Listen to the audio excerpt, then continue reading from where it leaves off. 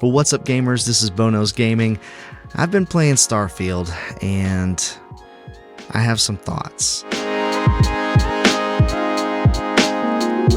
I spent about 20 hours with the game so far. It's sort of like a review in progress, if you will. It seems like Starfield is causing a lot of friction, we'll say, between fans of the Xbox and fans of gaming in general, and I don't really understand that. We have a game here from Bethesda, and there are things about it that surprised me. There are a lot of things that I had in my head of how it was going to be, and it turned out not to be that way, like at all. And that's okay, but it surprised me, and I think that that's where some of the dislike toward it has come, because people thought it was going to be one thing, and it's not. This is very much like Skyrim, a lot like Skyrim, just in space. And honestly, it's really good. I think that the story is engaging. I am interested, genuinely interested in what's going to happen next.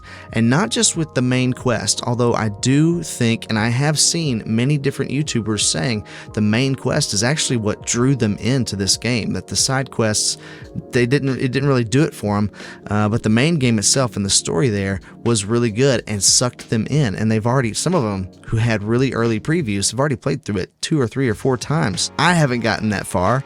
I've had it for a few days. So the main story isn't completely surprising. Like, you start as a nobody. You get to choose you sort of get to choose some elements of your past, but nobody knows who you are. And then you got to get swept up. You touch this metallic object in a mine, and then suddenly you get swept into this grand adventure because you have a vision. Sure don't look like much. Never mind what it looks like. It's worth more than this mine has pulled in all month. And that part in and of itself is like other adventures, other RPGs that we've seen in the past. But what begins to happen after that genuinely does lead to some surprises, some emotional moments. There's a lot to like here and a lot to love.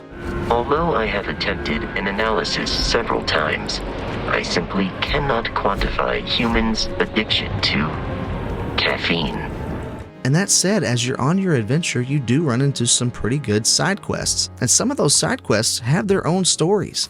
And I've played a couple of those so far that honestly drew me in more to the game, and I enjoyed playing. Like, some of these side quests, they're their own separate stories outside of the main story that honestly would be considered DLC if this weren't a Bethesda game. And I guess there's some other side quests that just aren't as big, that some people just thought were boring, and that's why they're saying this. But seriously, a couple of the ones that I have played were not boring at all. They were very engaging. So this is not the kind of game that I'm just going to pick up and start playing and then never finish. This is genuinely a game that I'm going to finish, and probably finish 3 or 4 of the bigger side quests. And one of the things that really draws you into the story is the voice acting. You meet these characters and you start to talk to them about what's going on, and you get to choose what responses you have, and your responses are generally very interesting. And the voice acting of these characters is honestly top notch. So good, so professional. We try to set a high bar, so that's no small feat.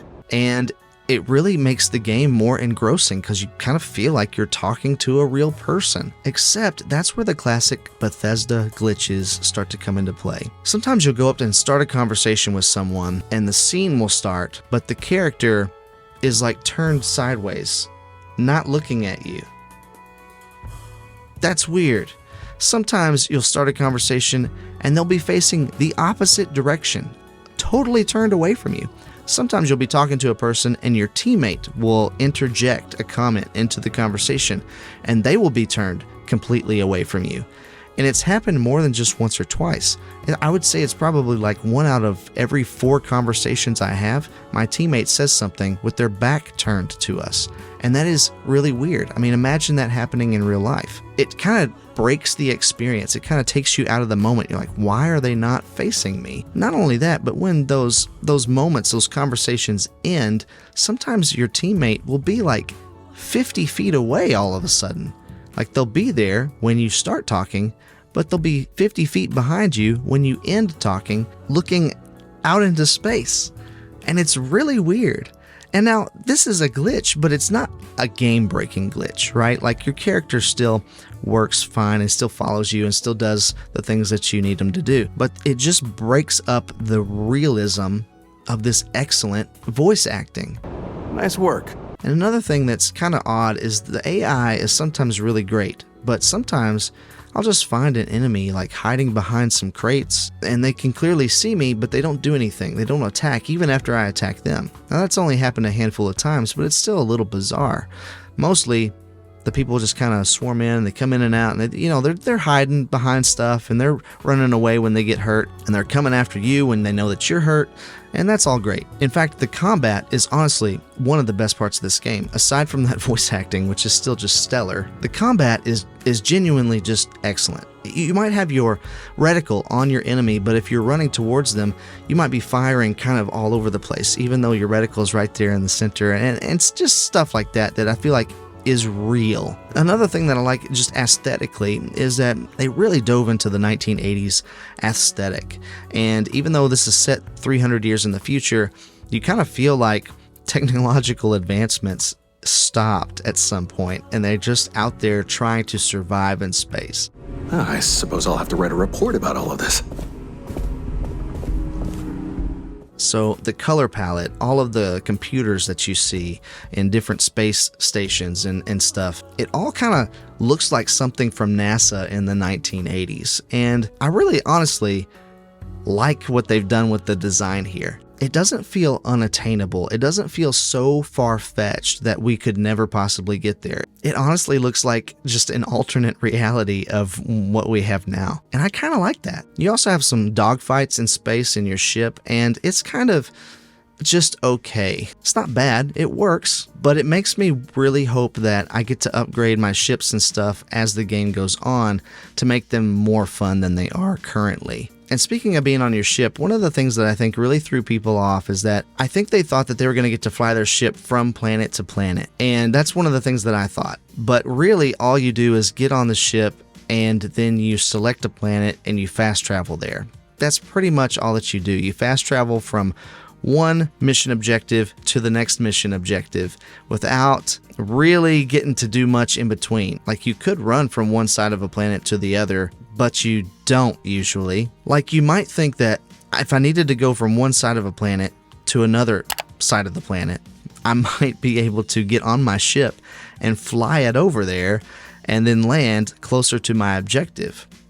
No, you can't do that. In fact, you either have to run or fast travel. Those are your only two options. You can run all the way around or fast travel. At least in the first 20 hours, that's all I can do. And that seems really bizarre to me because you have a ship. Why can't I fly the ship across to the other side of the planet? I also tried to fly my ship into the atmosphere of a planet, and I couldn't do that either. I don't know if you can do that, but if you can, it takes a really long time because I seriously spent 5 minutes. I was orbiting a planet, trying to fly directly into the planet, and couldn't get there. In fact, I felt like I only got about 10 kilometers closer, and it took 5 minutes to do that. So there's just some really great design choices and then some odd design choices. But I think some of the limitations there come down to the game engine that they're using, and that's fine. It's an older game engine. I think it might be an updated one from what they used for Skyrim. So again, I go back to Skyrim. It plays a lot like Skyrim. Most doors you go through, you hit a load screen because it's loading you into the building or out of the building. When you enter a planet, again, you have another load screen. It's not just a seamless experience, but man, despite it not being seamless, is it fast? It is so big, and there's so many things to learn. There's so many weapons in the game and so many modifications you can make and new ships that you can purchase or build and outposts that you can build on different planets. You can hire people and leave them at outposts or give them jobs to do that will help earn you income. You can join different factions, and it doesn't matter how many different factions or groups you join. You can have multiple employers and do side quests for all of them at the same time. There's so many people you can have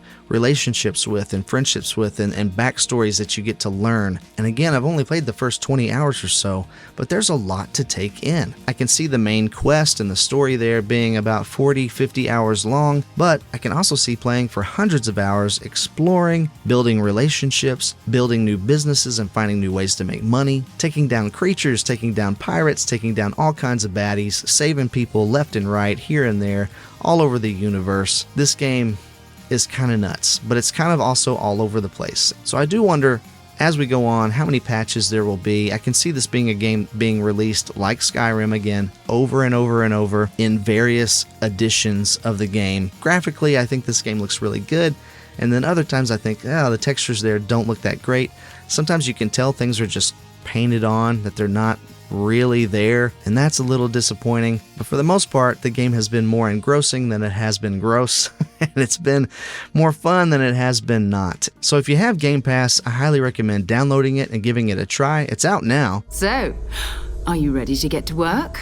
If you don't have Game Pass, but you like things like Mass Effect and Knights of the Old Republic and Skyrim and The Outer Worlds, games like that, this still was probably a really good pickup for you. But if you're on the fence about it, just wait till the holidays. Maybe the price will drop a little bit for a holiday sale, and we'll have a few patches out by then to make it even better. If you enjoyed this video, I have plenty more. Just check one of these right here. Please like and subscribe as I'm trying to grow this community on YouTube. Stay kind and encouraging out there, and I'll catch you on the flippity flip.